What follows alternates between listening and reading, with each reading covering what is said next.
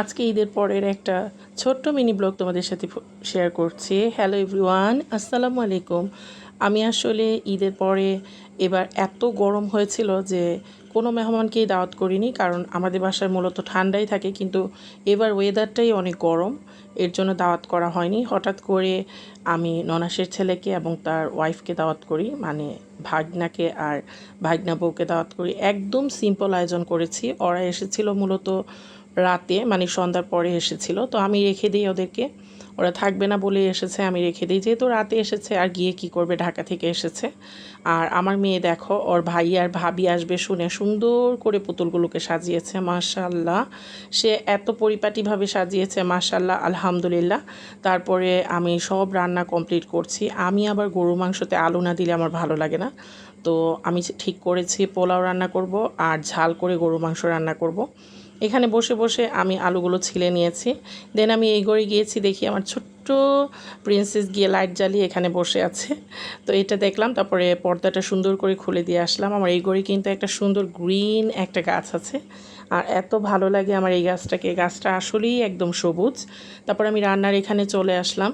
দেন আমার রান্নাটা একদম কমপ্লিট হয়ে গিয়েছে। আমি 4.5 কেজি মতো মাংস রান্না করেছি। আমি ঠিক করেছিলাম রাতে মাংস, ঝাল মাংস আর গরুর মাংস ঝাল করে আর রান্না করব পোলাও।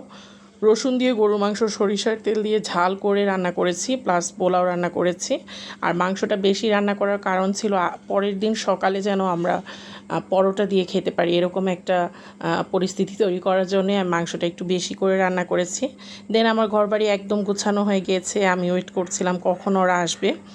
আর এর মধ্যে প্রায় সন্ধ্যা হয়ে এসেছিল। আমি সব কিছু লাগিয়ে তারপরে জানলা টানলা সব অফ করে দিই সন্ধ্যার আগে, কারণ প্রচুর মশা আসে। তারপর আমি রাতে পোলাওটা বসিয়েছি, ওরা এসেছে। দেন আমি 8:30টার দিকে পোলাওটা রান্না করেছি। কাজু বাদাম, পেস্তা বাদাম, কিশমিশ এটা দিয়ে আমি রেস্টুরেন্টের মতো একটা পোলাও রান্না করেছি, ঝরঝরা পোলাও। এটার স্মেলটাই অনেক সুন্দর থাকে আর খেতেও অনেক বেশি টেস্টি হয়। ওরা আসার পরে সবাইকে চা দিলাম, যেহেতু জার্নি করে এসেছে, চা খেলে অনেকটাই ভালো লাগে। আর কথা বলতে হলে চা হলে তো কথাই হয় না, তো চা খেলাম। দেন এইভাবে আমাদের রাতে আড্ডা করতে করতে সময় চলে যায়। সকালে উঠে আবার আমি পরোটা, ডাল, ভাজি, ডিম পোস্ট, তারপরে করেছিলাম গরুর মাংস, যেটা বেশি করে রান্না করেছিলাম ওটা। দেন আমরা খাওয়া দাওয়া কমপ্লিট করি, আড্ডা করি। তারপরে আমরা চলে আসি দুপুরের আইটেমে। ওরা চলে যাবে সকালে, আমি যেতে দেইনি। আমি দুপুরে রুই মাছ ভুনা করেছি আর টক ডাল রান্না করেছি। তারপর বলেছি একসাথে থাকো, একটু আড্ডা করি আমরা, খাওয়া দাওয়ার থেকে বেশি, যেহেতু গরম খাওয়া দাওয়াটা অত হেভি না হলেও আমরা চেষ্টা করেছি সিম্পলের মধ্যে খাওয়া দাওয়া করে ঘরোয়াভাবে সময় কাটাতে।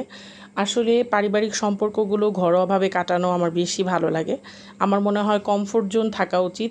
প্রতিটা পরিবারে যদি মানুষের কমফোর্ট জোন থাকে সম্পর্কের মধ্যে, তাহলে সম্পর্কর দৃঢ়তা বাড়ে। সম্পর্ক যতই বেশি দিন থাকুক না কেন, আপনি যদি কমফোর্টেবল না হন আপনার পরিবারের সদস্যর সাথে, তাহলে কিন্তু সম্পর্ক সুন্দর থাকবে না। সবাইকে ছাড় দেওয়ার মানসিকতা থাকতে হবে আর ভালোবাসা নিয়ে এগিয়ে যেতে হবে। ছোট্ট একটা মিনি ব্লগ শেয়ার করলাম। Bye bye.